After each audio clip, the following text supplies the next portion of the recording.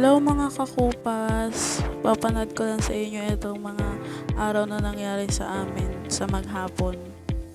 At ayan na nga, naglalakad kami papunta dun sa bahay ng ate ko kasi ibabalik na namin ang hiniram namin speaker. Kaya yan, naglalakad kami and kasama ko yung isa kong kaibigan at saka yung kapatid ko. And inaasar-asar ko kasi siya dyan, tapos sabibi ko na siya. And nahihiya pa yan sa camera kasi ayaw niya daw magpakita. Nahihiya siya sa itsura niya. Kaya nagagalit siya. And yan, nakarating na kami sa Alphamart.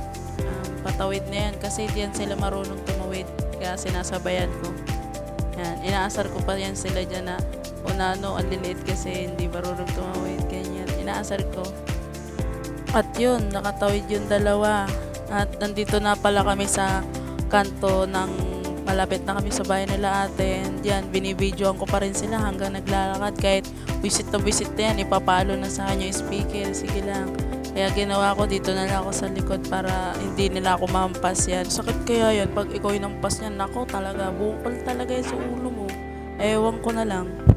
Yan, tuloy-tuloy pa rin kami sa paglalakad, asaran, tawanan yan. Tuloy-tuloy pa rin kami, and malapit na rin naman kami dun sa bahay nila ate. Yan, inaasar ko pa rin siya dyan. Hanggang makarating kami doon sa bahay ng ate ko, inaasar ko yan siya. Yung kapatid ko, pa-easy-easy lang. Yan. At yun na nga, napapagod na daw siya. Buhati naman daw ng kapatid ko. Yan. Binuhat na ng kapatid ko. Napagod na daw siya, kaya pinabuhat niya naman sa kapatid ko. Ganyan lang naman kami magkakaibigan. May asaran, may uratan, pero minsan, nag-aaway kami niyan, pero tuloy pa rin, magkakasama pa rin, hindi kami mapagwatak-watak niyan. And nandito na nga kami sa may kanto. Ayan, yung gilid na yan dyan, ba't dyan kami dadaan? Kaya lang, hinukay yan dyan, tapos sinemento. Kaya ginawa namin, umikot na lang kami. Apakalayo pa kaya niyan. Tapos nabibigatan na sila dyan sa speaker. Hanggang lang kaya niyan. Ikot kami dyan, dinibidyoan ko yan siya habang naglalakad yan.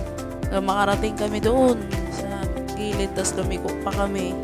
Tas may mga nakatambay dyan, nakaupo na mga nakatingin sa amin kasi nga dayo kami, bago lang kami sa paningin nila. Pero mababait naman yan sila dyan kasi dito sa lugar na to, resident dito yung auntie ko, kaya mas kilala kami.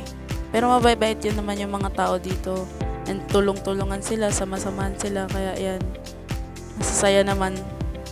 And yan na nga, may nakaharang sa dadaanan namin. Kailangan pa talagang hakbangin. Kasi ayun, dapat doon kami dadaan yan sa gilid na yun. Kaya lang may sinemento. Kaya yan, nakarating na kami dyan sa bahay nila ate. And maliit lang yan. And mura lang naman din kasi yung upa nila dyan. Naabutan namin na nakahiga sila dyan. And yan, inaasar-asar ko pa yung kaibigan ko dyan. And pumasok na kami sa loob and nakita namin nakahiga sila. Tinatanong kami niyan kasi aalis kami, pupunta kami sa papa ko and doon kami magbabagong taon. Yan, nakahiga yan dyan si kuya. Ayan, tatanggal pa yung kulangot. At yan, napuwing nga. Buti nga. Nakita nyo naman siguro yung pamangkin ko nagsi-cellphone, busy. And yan, nag-uusap kami ng ate ko dyan. Tinatanong niya kung tuloy ba o hindi. Kasi nga, maya alis na rin kami dyan. And yan, nakita ko yung kuya ko na ang laki ng iniisip. Hindi pa kayo nakapunta sa aking YouTube channel, subscribe and click the button, like, comment, and share. And thank you sa mga nanood sa aking post ngayon. Maraming salamat.